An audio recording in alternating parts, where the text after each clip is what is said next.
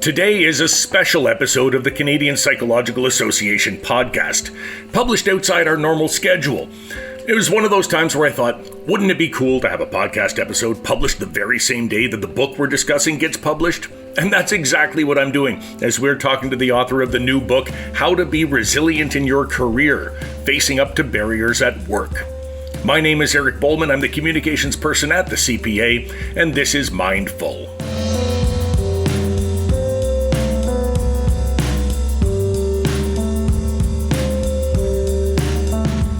There's a lot of talk we hear about building diversity in the workplace, about inclusion and creating a welcoming environment.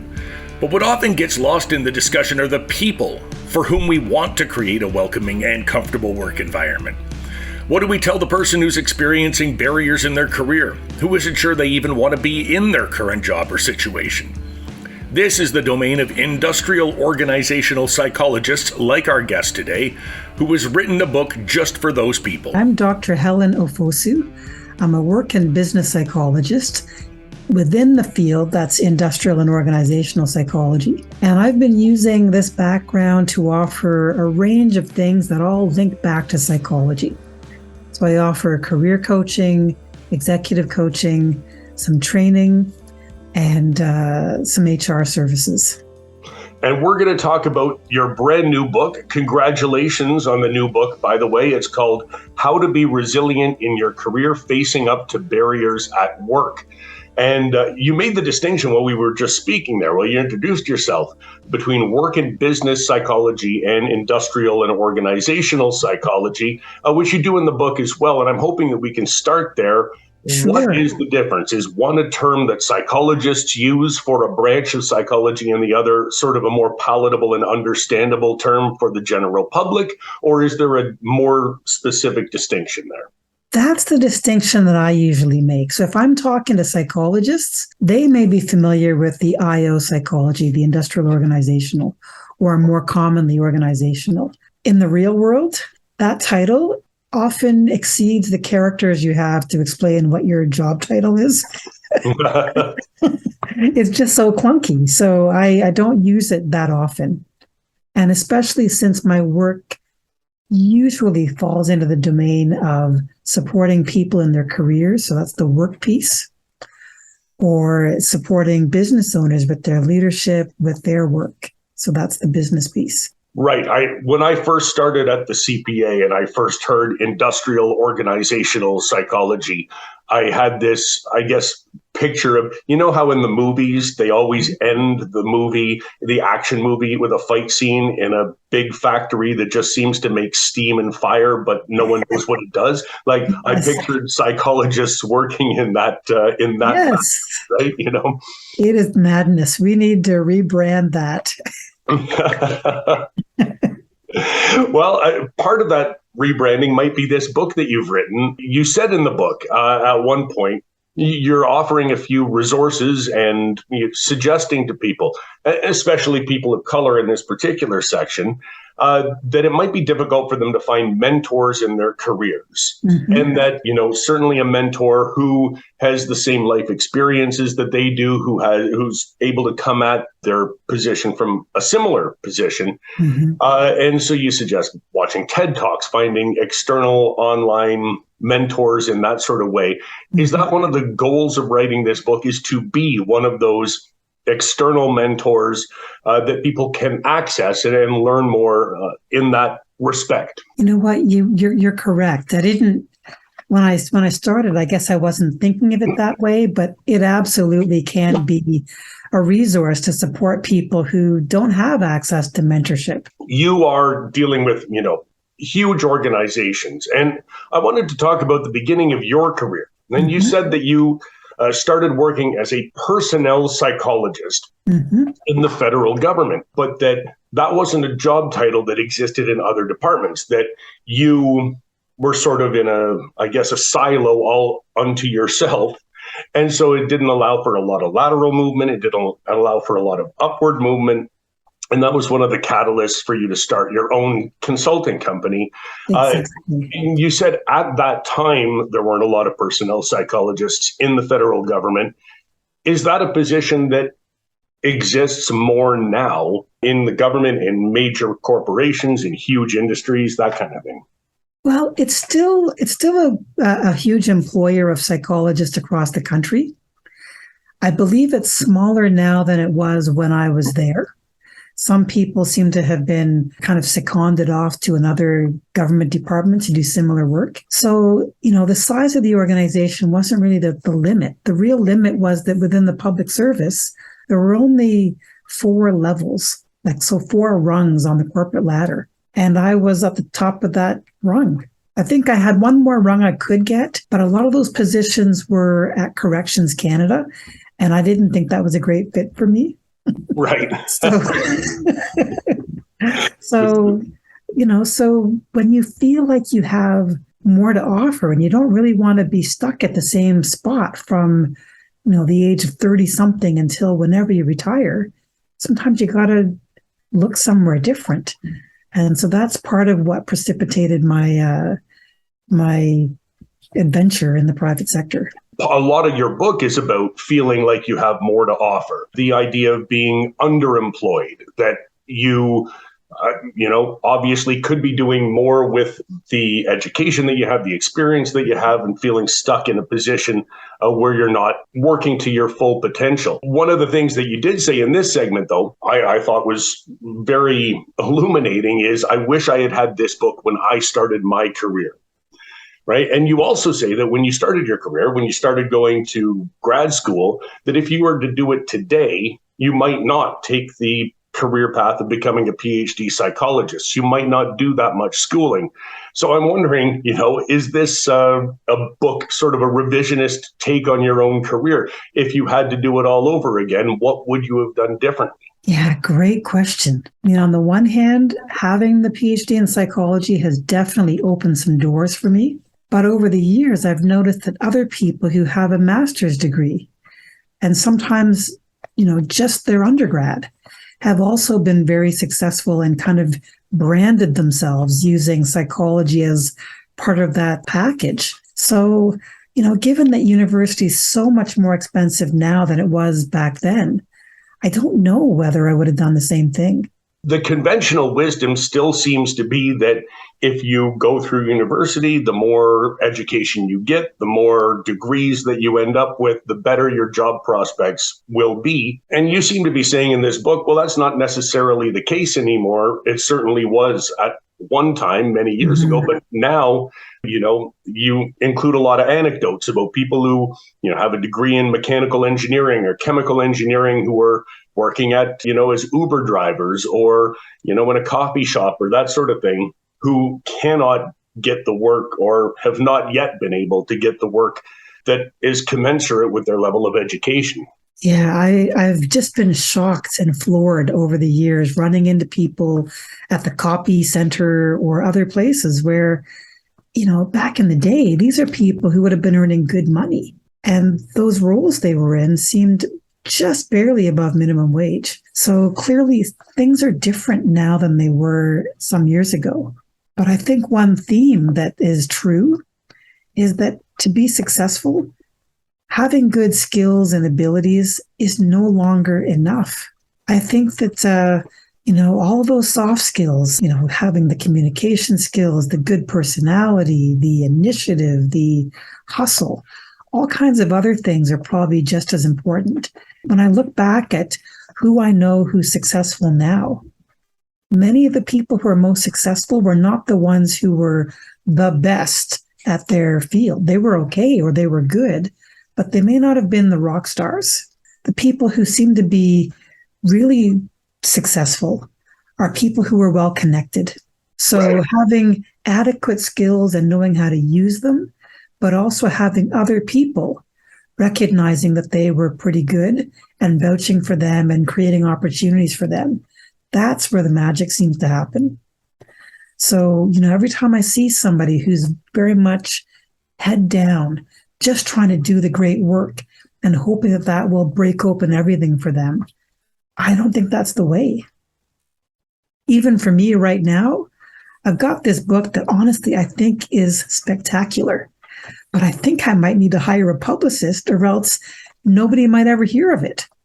So it's a kind of an interesting parallel. It's not a message that I would share with just certain people. I think it kind of applies across the board. That brings up this notion of, I guess, self-promotion in a way, right? Mm-hmm. And this is something that I know I've always struggled with through my whole career, is the idea of calling attention to myself, right? Mm-hmm. And you do mention this in a chapter on imposter syndrome, people who have trouble accepting, compliments and awards and recognition and that sort of thing, because they don't feel like that's why they should be doing the work. They don't feel like that's, appropriate to them. But without that, then you have a hard time making those connections that you're describing, right? Well, that's it. And if you've earned it, I think you should accept it. And I'm the same way. I'm not very, I'm kind of low key in my personal life for sure. But, sometimes you have to explain what you're capable of, or else nobody would know otherwise, especially in this online world. I mean, for goodness sake. I'll tell you a little anecdote about when I got hired on at the CPA a couple of years ago. I go into the interview, and at the end of the interview, they ask, have you won any awards or any? And I thought, well, it genuinely struck me as a very strange question, right? I'd come from years and years in radio, and awards were something that we on our show poo-pooed, right? You have to apply for an award. You have to send in a tape. We're not going to bother with all that. Who cares about it, right? But I did actually win an award from Rogers, a Cross Canada award for Community Builder of the Year and that sort of thing. And, put me on the short list for Employee of the Year for all of Rogers. And I said, well, there was that. And they said, well, why didn't you include it on your resume? Well, I received it and I was fired 8 days later, right? It didn't seem important at the time, and still kind of doesn't seem important many years later, right? And I think more so than the awards and whatnot, it's more about, the expression, it's not what you know, it's who you know. Yeah. But also, quite often, it's not only who you know, but who knows you, right? Because if you're amazing and nobody knows you're amazing, you may not have a great career. Right. So that's the networking piece, making sure that other people know who you are, know what you're good at. Because if those things are in place, there's a chance that when they know of opportunities, have introductions to make, or need somebody to join their team, they can think of you.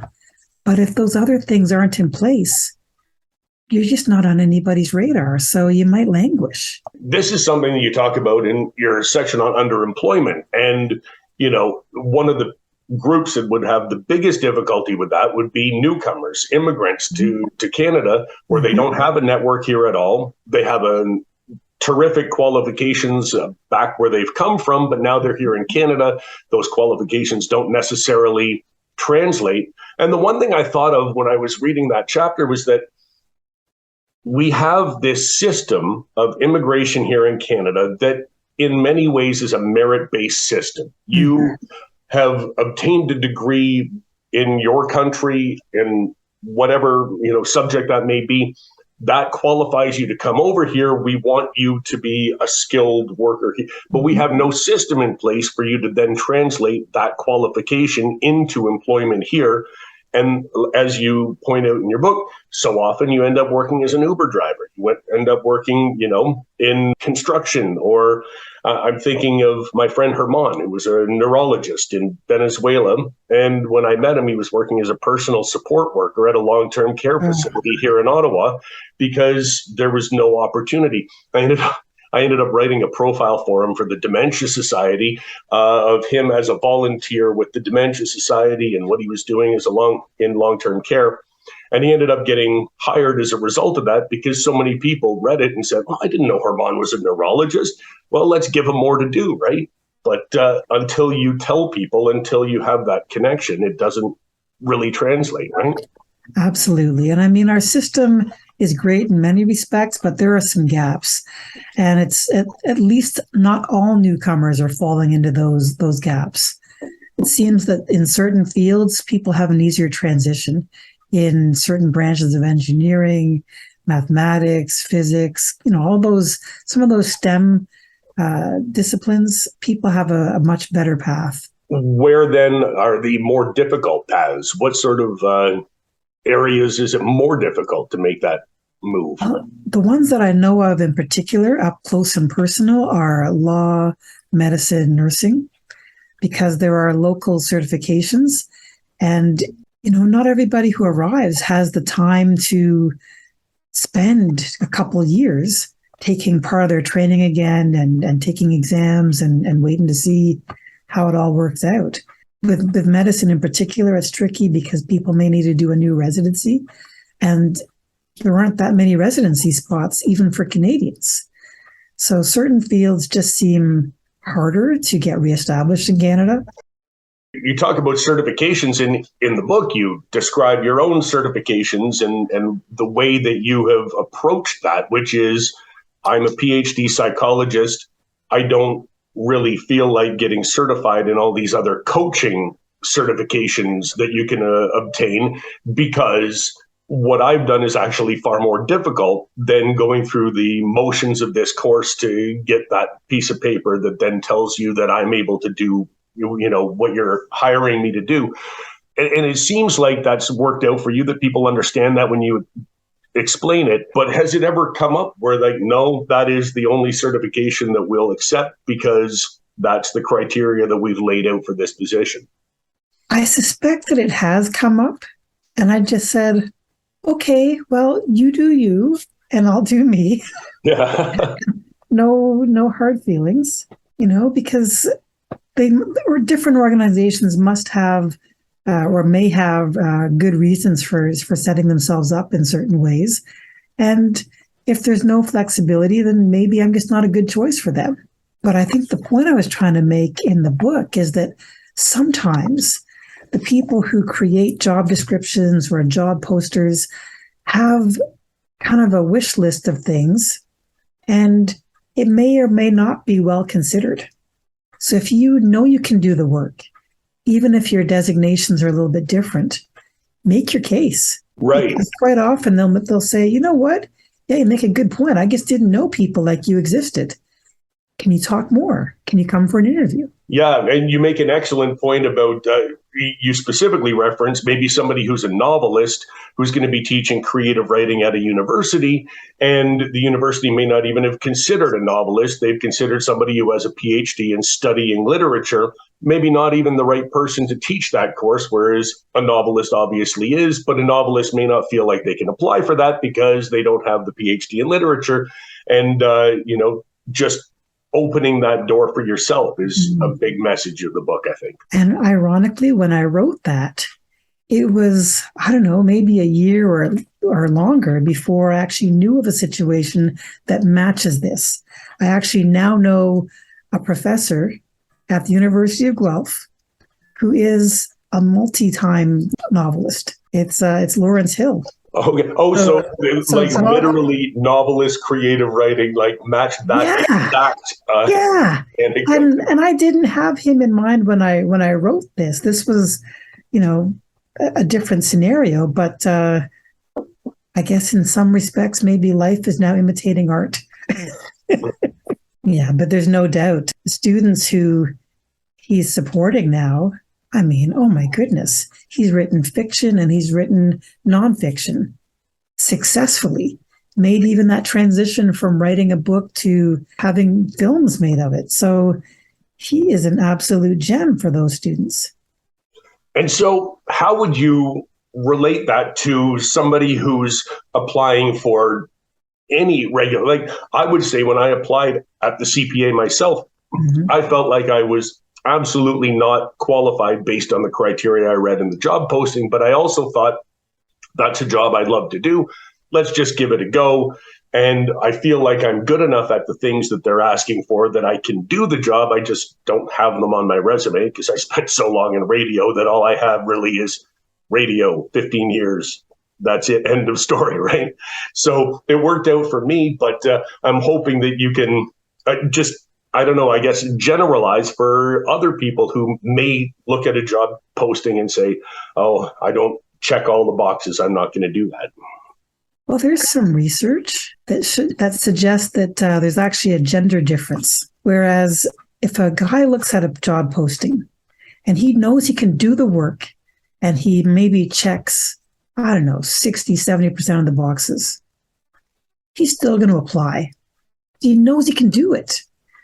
Whereas with women, they may know they can do it, but not apply because maybe there's one or two out of like 15 criteria that they aren't sure they can do, or they can't quite substantiate it, right? Maybe they don't have the right designation, even though they've got the experience and they could really hit the ground running and be great.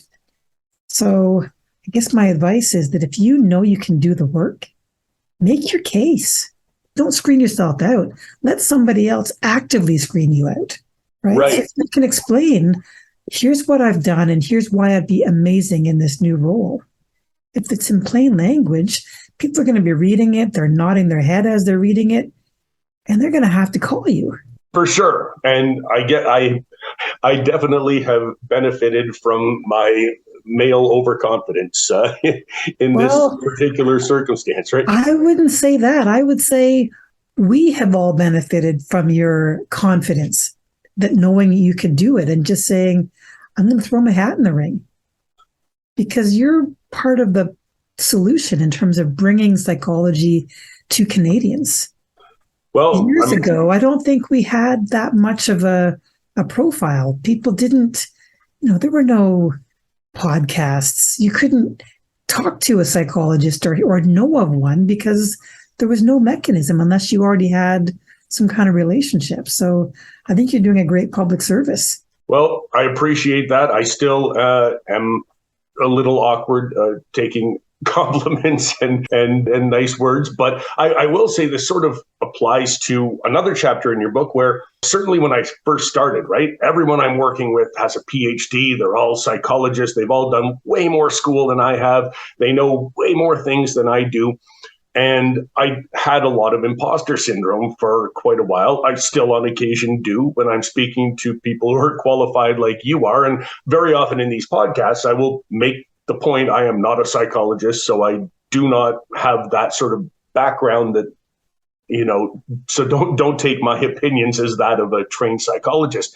But this is what I was going to say earlier, where the passage in your book that really spoke to me, and what you said is, when you're not steeped in the conventional wisdom of a given profession or domain, you can ask questions that haven't been asked before and approach problems in ways that others haven't considered, which I think is one of the things that should encourage people who don't tick all the boxes to apply for something.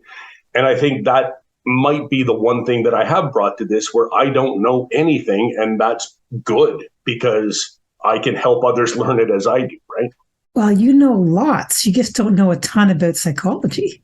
Right. But the regular world doesn't know a lot about psychology. So it's better to have somebody who, can ask the right questions so that it's actually interesting. Because some of the psychology stuff gets super specific, and really we need somebody to shake it up a little bit and make it more relatable. Ask the questions that people want answered. I think the thing that really stood out to me the most is when you talk about, Black, Indigenous, people of color who experience imposter syndrome, and they tend to internalize a lot of the time.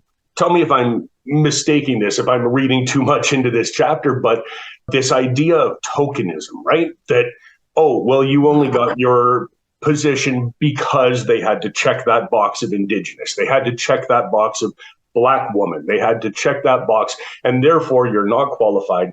You make the case that absolutely isn't a real thing, right? That more often than not, people of color are more qualified for those positions because they have to be in order to get them. And I'm wondering, so often it seems that they would then internalize this idea of tokenism, which is coming from the dominant group. It's not coming from them, right? It's sort of being put on them.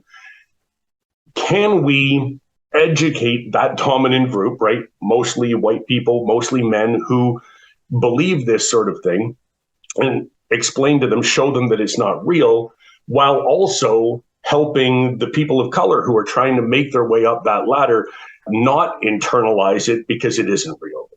Does that make sense? Am I? Absolutely. Yeah.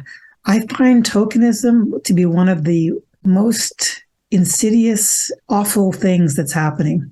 And I remember a couple of years ago, I was absolutely struck when I heard about the US college scandal. Remember a couple of years ago, there was all these celebrities and very rich people who were basically paying bribes and doing all kinds of things to get their kids into universities. Right. Faking their involvement in sports or whatever. And exactly. Yeah. Creating fake portfolios to make the kid look like they were an athlete so that not only could they get in, but they could get in with a scholarship. Meanwhile, the kid couldn't swim or whatever. Fake, having SAT exams taken for their students, all kinds of things. And the part that really got me was that these were kids who were mediocre at best, or maybe weak students who were given all kinds of advantages and given positions, prestigious positions in Ivy League schools, competitive schools. Right. Once they were there, I don't think they felt like tokens. They had their admission, and they did the best they could with their opportunity. And so they themselves probably didn't feel tokenized, but onlookers didn't tokenize them. Right. It was basically favoritism. And these things happen all the time. Meanwhile, these kids took the spots of people who actually deserved them. And some of those kids who didn't get in were racialized, who were qualified. So to me, looking at that example, it's such a huge reminder of how when we get our shot, we should just make the best of it. Because these white kids who didn't deserve to be where they were, they didn't feel stigmatized or looked down on themselves. So why should racialized people or other equity-deserving people who get a chance, because they have earned it, they have bled to get there. Right. They need to shake that tokenism off and just do their thing. I think we're moving in that direction. And one of the things that you reference a few times in the book is George Floyd. Mm-hmm. And in 2020, right, that murder galvanized a movement and really expanded far beyond just police overreach, police brutality, all of the terrible things police do, and actually started people thinking about racism in a different way, in a structural sense, in a systemic sense, right? And examining their own workplaces. Okay, how can we be more equitable, more diverse, more inclusive? How can we welcome in people who we historically have not welcomed in? But at the same time, there's a whole other group who use this as a reason to dig in their heels, right? And sort of increased the level of belief that tokenism is real, that all of these things are real. So I'm wondering if, and I mean, this is probably too large a topic for a podcast or even a book, but where do we go from here in order to make this desire and for equity and inclusion into real policy within an organization and more universal and widespread, even in the face of those who have dug in their heels on the subject? Yeah, it's a huge question. It is. Yes. And here's the thing. I mean, at the end of the day, especially in this moment, it seems that there's an imbalance where there are more people looking for good employees than there are good employees who are looking for work. So the pendulum's kind of shifted a little bit, right? Things have swung in favor of employees to some extent. So that being the case, if you want to have a workplace or a company or whatever where there's good people who can be productive and help you meet those objectives, hit your numbers, hit your bottom line, you need the best people. So I think it's smart to figure out, how do we hire good people so that we can see them when they show up? So in other words, don't have a flawed process where you can't recognize the good people when they come along. Have a good process so that when you see good people and you run them through your process, the good ones emerge. They're the ones who, they're obviously good. Choose those people. And so that's maybe getting people in the door and kind of just minimizing some of these existing biases. But the other hiccup is, well, if you bring good people in, keep those good people. make sure you've got a culture that is attractive enough that people want to stay. Thank goodness now we're at a stage where a lot of people are saying, you know what? I am not going to work in a place where there's rampant bullying, harassment, various forms of discrimination. They just don't want it. And they have better opportunities. And they have better opportunities to go to a place that does have a better culture. So I don't think that fair-minded people are saying, throw out the people you've got in your organization. I think they're saying, you know what? Let's start with, as there's attrition and there are new opportunities for people or opportunities to replace people, fix your process so you can get good people in the door over time, improve your culture so people want to stay. Yes, in your chapter on toxic workplaces, you have some advice for people on both sides of this, people who are applying for a job to sort of identify what might be a toxic workplace, and also people who are doing the hiring to identify who might be a toxic employee in ways that maybe we aren't really thinking about this right now, right? And in order to improve workplace culture, you want to make sure that you don't hire those people who may create that, right? And that's the thing. I mean, you can't make somebody who's unfriendly friendly. Yeah. Right? So if you hire people who are just naturally difficult and toxic and, have those tendencies to exploit and misrepresent and manipulate, when you let those people in your workplace, you are in for trouble. But I don't think that most processes know how to screen some of that stuff out. Sometimes we get swayed thinking, we need to get people in who are super charming and charismatic. And sometimes those qualities come along with some dark sides that are not very desirable. So I think it's smart to figure out, well, what do you need?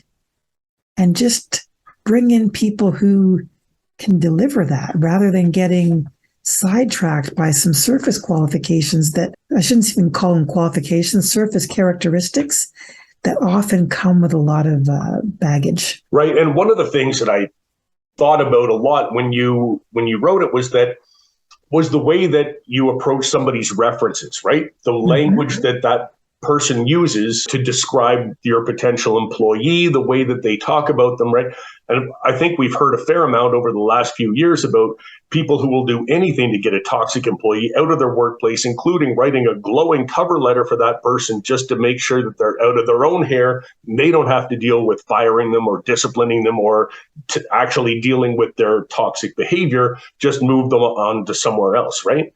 And I think that really speaks to, I guess, a corporate culture that we're all probably a little familiar with. Well, that's it. But I know for sure when I'm doing reference checks, of course, I listen to what the referee says, but I also listen to how they say it and what's kind of left unsaid. Right? Like when somebody's qualifying something too much, or they just don't give a full endorsement. There's some, you can always tell when, well, at least I can usually tell when somebody's trying not to say anything bad, but they are not really saying a lot that's good and glowing. Everything's qualified. Right. And, for those who can't necessarily tell, there is now your book that can help them do that with some great advice in it. We are out of time. Helen, thank you so much for being on Mindful with me. The book, How to Be Resilient in Your Career, Facing Up to Barriers at Work, is now available, and I'll put the link to find it in the show notes here for the podcast. So thank you. Thank you. Our time it goes so quickly. Thank you to Dr. Helen Ofosu for taking the time to speak with me today on Mindful. And thank you to you at home for listening, streaming, and downloading today's episode.